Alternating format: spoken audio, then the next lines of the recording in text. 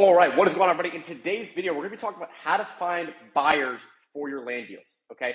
This is the most important part of actually selling the properties, is making sure that you have a process to not just sell the land, but to do it efficiently so that you can focus the majority of your time on the most important part of the business, which is getting deals, okay? So we have to sell the deals, but we need to do it in an efficient way where most of our time can just focus on getting more deals, and then we have a pipeline built out where we can get deals and sell them, okay? So we're going to talk about that today.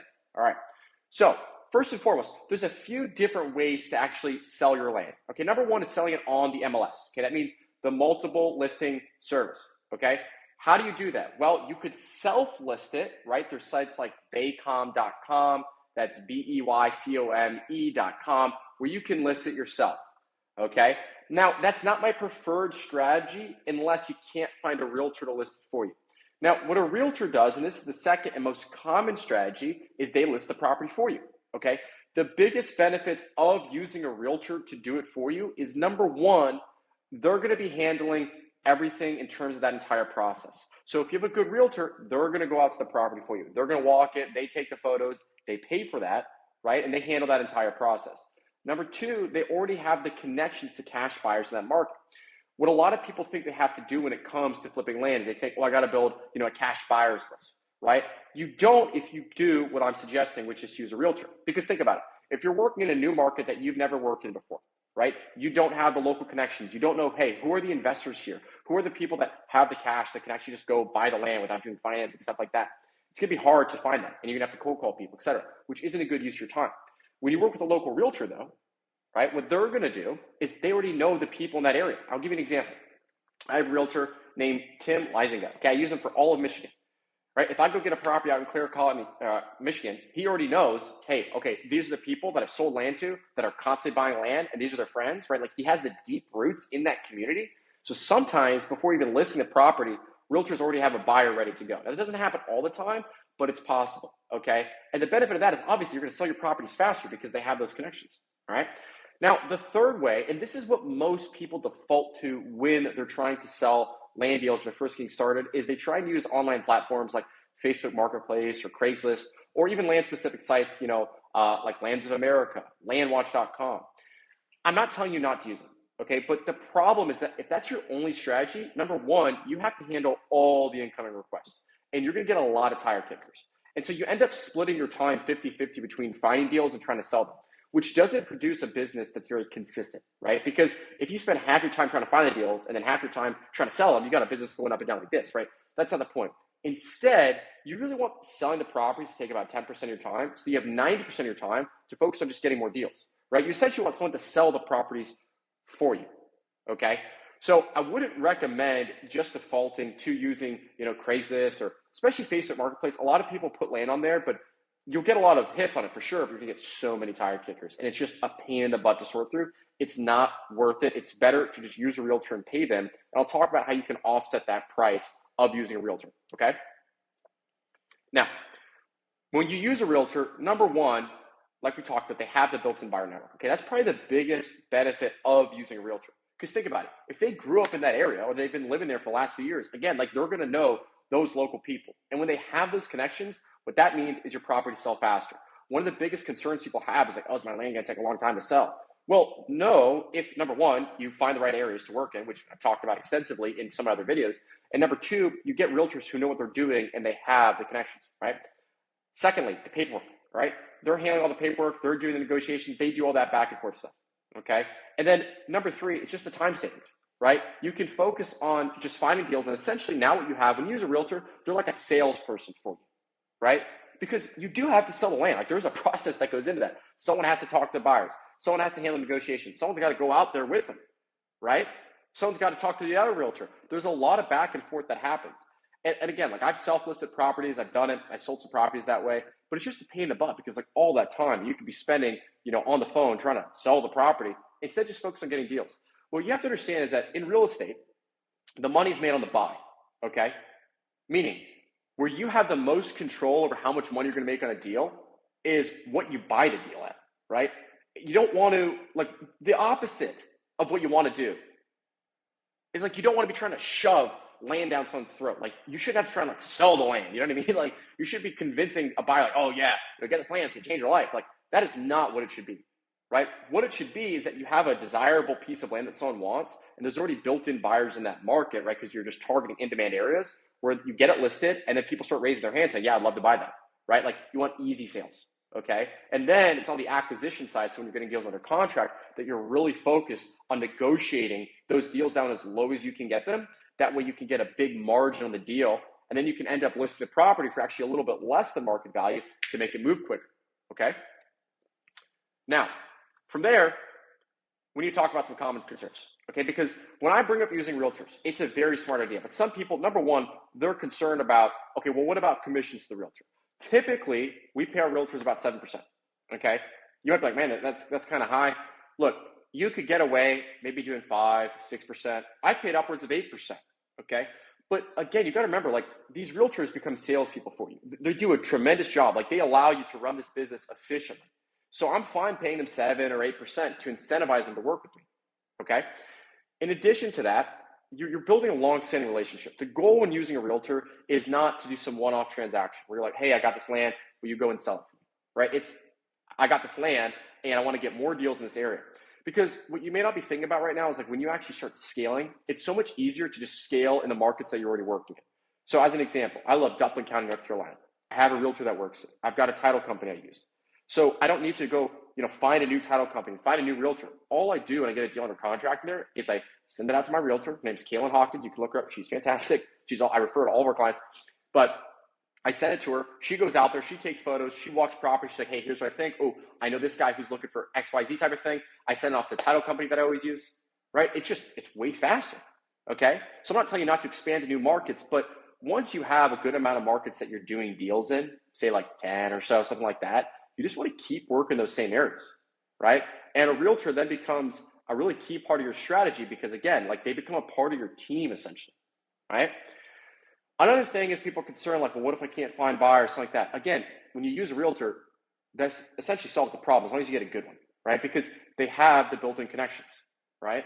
And more importantly, you have to price your land correctly.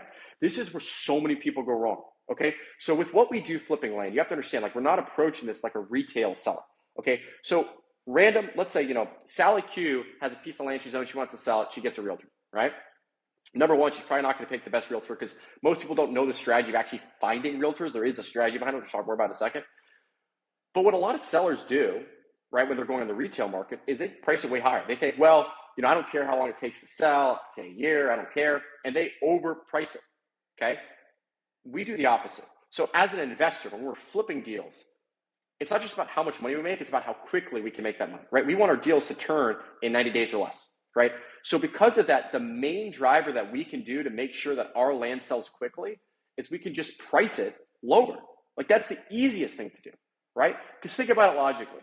Let's say you want to buy land yourself. Let's say you're looking at Hamilton County, Florida, and you're looking at all these different pieces of land. You go onto Zillow. Well, what is going to pop out to you? Number one, it's going to be something that has good photos. That's just mandatory, right? Got to make sure the realtor takes your own photos. But then number two, it's going to be the thing that has the good price. So if you're looking at 5-acre properties and you see one listed at 30 and then one at 27, which one's going to catch your eye more? The cheaper one. It's just the truth, right? This is why it's so important to negotiate your deals down as low as you can on the front end when you're first getting your deals so that you have the room to do that, right? So if I know in that market, okay, properties are selling around 30,000, instead of trying to get the seller at 15, I might try and get them at 12. That way I can sell it at 27, right? Because that is truly the thing that makes it move fast. The biggest thing I want you to take away, never overprice your land, never, okay? That is the difference between your land taking 6 months or a year to sell versus it taking 90 days is the price, okay? Next is actually finding good realtors, right? Not every realtor is the same. You can't just be like, hey, I'm gonna get a realtor. There's all different types of realtors. There's realtors that only sell houses. There's realtors that only do commercial properties. There's realtors that only do land. There's realtors that do all of them. You need to find someone with experience, okay? That means someone who has specialized in doing land, where either all of the deals they do or the majority of the deals they do is selling land, okay? And I want to give you a tip on this too. If you're not experienced with this and you're looking for realtors, sometimes what a realtor might do is they might try and charge you like 10% commission, which is ridiculous. You should never pay 10% commission unless it's a very small deal. I'm talking like, 10 grand, like that's how much it would sell for, Okay, there's no reason to do that. Again, that sweet spot's like 7 to 8%, where it's still high enough to incentivize them, but it's not ridiculously high. Okay. Next, you can just look up their track record, right? Find a realtor. You're on Zillow.com. You can see their other listings. You can look up their name, see where they list stuff, right? What you don't want, never use a house realtor. You don't want someone that has no experience. You can use a realtor that's done both, but again, ideally, the majority of what they do is selling land, okay? Additionally, the timelines. A lot of people worry about how long is it going to take to sell. Again, if you use a realtor that has connections and you've done the front end legwork of finding markets that are in demand, where you can literally just see the data. Again, like I've talked about this on the channel extensively. You can just find areas where land is just selling in 90 days. And you know what the key is when you see an area where land is selling quickly and the listings suck, right? Like you might see terrible listings where they just take aerial photos from like, Google Maps essentially just paste it on there. If those are selling fast and it's a crappy listing, that means it's a good market because it shows how much demand there is, okay? Now, from there, the realtor. Let's go deeper on this, okay? How do you actually find the right one? Okay, number one, what you're going to do is you're going to research online. So you're going to check out sites for land is selling, Zillow, Redfin, Realtor.com. Okay, in addition, check out land-specific sites, specifically landwatch.com. Okay, because really good land realtors, what they'll do is not only will they put on the MLS. Okay, the MLS distributes to Zillow, Redfin, Realtor.com. Okay, but LandWatch, it does not distribute. It's just for land. So they have to actually pay to post it on there. A good land realtor will do that. So that's a great way to find people who are just very land specific. Now, what you want to do is then you want to go look at their other listings. So again, you can see what's sold. And my trick is basically when I'm looking online, like when I'm looking on Zillow.com or something like that, and I see a good listing, wow, this is great photos, and I see, okay, it was listed by, Galen Hawkins. I'll go look at other sold listings. Okay, that's very key. Sold listings. I don't care how many they have active. I care what are they selling, right? What have they done the past year or so? And if I start to see someone come up who sold like multiple properties, or they're selling the majority in that area, I know that they're doing well in that area. So that's gonna be the first person I want to reach out to. Okay. Now, the key when you reach out to these people is, again, you need to do it from the frame of that you're building a relationship. Okay. It's not transactional, right? You don't want it to be something like where you're going to reach out one time, you're going to sell this one property. You kind of need to sell them on the vision of what it would be like to work with you long term. Because here's the thing, as a land investor, right? You could potentially become a quarter, maybe even a third of that person, even more potentially, of that person's salary in a year. Because if you just send them a ton of deals, right, and then you refer them out to other people, they're going to become very loyal to you and they're going to work hard for you because you're giving them a lot of business, right? That's what you want to do. Now, from there, in terms of pricing, so we talked about this a little bit already. I want to go a bit deeper. Number one, do the research first. Okay, so before you even get deals in an area, right? This is why we do so much research on the front end. You need to know what is land selling for, right? What's the price per acre of the acre sizes that I'm going for? Okay, that way you can know, hey, in this area, 5 acres is generally going for about 30 grand, right? That way, when you're negotiating deals on the front end, you can do that correctly. Okay, number two, you need to figure out what is the average market price, right? So what are things consistently selling for? Because you're going to see things where there's going to be fluctuations. So in that same example, you might see a 5 acre that went for 50,000, right? But maybe it had upgrades to it, right? Maybe it had, utilities already installed, right? Or maybe it had a pad for a house built. You don't want to comp your stuff on those properties because those are kind of outliers, right? You want to look at what is the average piece of land, just normal vacant land. And then number three, you set a competitive price, okay? So instead of just being like, okay, I'm going to sell it at 30,000 or worse, again, never do this. Instead of listing it higher, right? Like if you know land's selling for 30, you're like, well, I think mine's going to sell, for a little bit more. Let's test it out. And you try and push it up. Don't do that. It's a terrible idea. The only reason you should ever price a little bit above market would be if you legitimately have upgrades to the property that would make a difference, right? Like if you had a housing pad that was already built, or like you have utilities, or maybe there's already a fence on the property, like something that was really nice that costs money, well, then you maybe can price it a bit higher. But again, the speed at which you sell your deals is the most important thing, because the faster you sell your deals, the faster you get money, which means the more you can put into marketing, which means the faster you can scale, right? So the strategy that I like to do instead is just price a little bit lower than the market. Again, like let's say everything's selling at 30, price at 27, right? That's what's going to help you go faster. Now, another hack I'm going to give you is that when you do list properties, it's normal to have to do price drops sometimes, right? You give it a few weeks, you see if people are going out there, if you're starting to get any offers, stuff like that. And if you get like no movement, you need to do a price drop, right? But what you don't want to do is like these tiny little price drops of like, let's say, you listed at 30 grand, okay? Dropping it by $500, that's not going to incentivize someone to actually get the property. It's $500 difference, right? You need to do something big, right? Go down to like 27 or maybe even 25. When you make a price cut, you want it to be big, hard, and you want to go fast, right? Because someone's going to see that, like, whoa, like this is a good price, okay? Now, outside of that, let's talk about market fluctuations, okay? Because markets change. Like there's markets that come, there's markets that go, there's markets that consistently do well for years, right? And then they just kind of fade. There's all these different factors that come into play. But the biggest thing is this, is that compared to houses, right, with land sales, they're not really tied to the interest rates going up or mortgage approvals because not many people finance land. It will happen sometimes. You will get people that get a loan for land, but a lot of land sales are cash sales, okay? So generally, you're dealing with a different type of buyer, okay?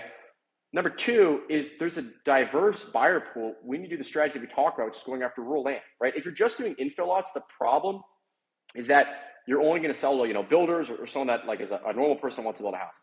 When you do rural land, you have a much bigger buyer pool. You've got investors, right? So people who just want to buy land and hold on to it. You've got builders, right? Someone who's like, hey, maybe I want to build this, I want to chop it up. And then you also have people who want to just have recreational land, okay? Outside of that, like I said, I prefer to do cash sales. It's the most common way. However, you can offer owner financing on your deals, right? Where you essentially get paid out monthly and you finance it to them. That's a strategy you can use to produce, cash flow every single month. However, I'll be candid with you, if you're first starting out, I would not recommend it because the cash flow that you get in a property, a few $100 a month at most, right? It's not that much cash flow. And so if you're in the game of land flipping to make a substantial amount of money, you're like trying to replace an income, you want to scale to six figures, multi-six figures, it just takes a lot longer to do that if you're, selling your deals to owner financing and making a few $100 a month, right? It's just math. But if you could do a deal a month where you net 10K, right, which is very realistic, it's like, cool. How many of those do I need to do a month to make 30K a month? 3. It's like, that's a lot easier than having, freaking 30 different properties that you're having to do notes on. You know what I mean? So in summary, the biggest things to take away from this is number one, find good land realtors, okay? People who specialize in land because they're going to have the connections for you. They're the ones going out to the property for you. This is why you can run the business remotely, all right? Number two, do the front end research on prices. So before you're even making offers to people to buy land, right, when you're getting them off market, you need to know what land is selling for, okay? And then number three, price aggressively. Do not be overpriced. Don't even be at market value necessarily. Just be slightly under, okay? That's going to help your properties move faster.